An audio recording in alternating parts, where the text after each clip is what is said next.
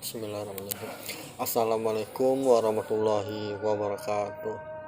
Perkenalkan, nama saya Haryadi Buwana Putra dengan NIM C1B0191171 dari kelas Manajemen R002 2019. Baiklah, di sini saya akan mempresentasikan tugas video ujian tengah semester mata kuliah kepemimpinan dengan dosen pengampu Dr. Idham Khalid SEME. Baiklah, di ujian tengah semester ini saya akan membahas tentang model kepemimpinan Likert atau Likert Management System. Sebelum membahas model kepemimpinan Likert, saya akan menjelaskan pengertian kepemimpinan secara umum.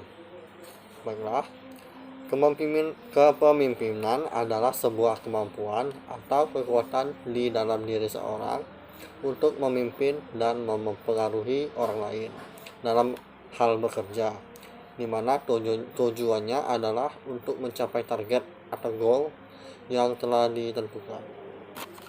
Nah, baik, langsung saja saya akan membahas model kepemimpinan Likert. Likert dalam Stoner 1978 menyatakan bahwa dalam model kepemimpinan dapat dikelompokkan dalam 4 sistem. Yang pertama, sistem otoriter bijak, sistem konsultatif, dan sistem partisipatif. Sistem yang pertama yang akan saya bahas adalah sistem otoriter. Pada sistem otoriter ini, pemimpin membuat semua keputusan yang berhubungan dengan kerja dan memerintah para bawahan untuk melaksanakannya. Standar dan metode pelaksanaan juga secara kaku ditetapkan oleh pemimpin. Pemimpin tipe ini sangat otoriter, mempunyai kepercayaan yang rendah terhadap bawahannya, memotivasi bawahannya melalui ancaman atau hukuman.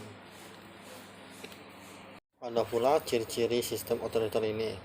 Yang pertama, pemimpin menentukan keputusan. Kedua, pemimpin menentukan standar pekerjaan. Ketiga, pemimpin menerapkan ancaman dan hukuman. Dan terakhir, komunikasi top down. Sistem kedua yang saya akan bahas yaitu sistem otoriter bijak. Pada sistem ini, pemimpin tetap menentukan perintah-perintah, tetapi memberi bawahan kebebasan untuk memberikan komentar terhadap perintah-perintah tersebut. Berbagai fleksibilitas untuk melaksanakan tugas-tugas mereka dalam batas-batas dan prosedur-prosedur yang telah ditetapkan. Pemimpin mempercayai bawahan sampai tingkat tertentu, memotivasi bawahan dengan ancaman atau hukuman, tetapi tidak selalu memperbolehkan komunikasi ke atas. Pemimpin memperhatikan ide bawahan dan mendelegasikan wewenang, meskipun dalam pengambilan keputusan masih melakukan pengawasan yang ketat. Ada pula ciri-ciri sistem otoriter bijak. Yang pertama, pemimpin percaya pada bawahan. Kedua, motivasi dengan hadiah dan hukuman. Adanya komunikasi ke atas, mendengarkan pendapat dan ide bawahan, adanya delegasi wewenang. Sistem ketiga yang saya akan bahas yaitu sistem konsultatif. Pada sistem ini, pemimpin menetapkan tujuan-tujuan dan memberikan perintah-perintah setelah hal-hal itu didiskusikan dahulu dengan bawahan.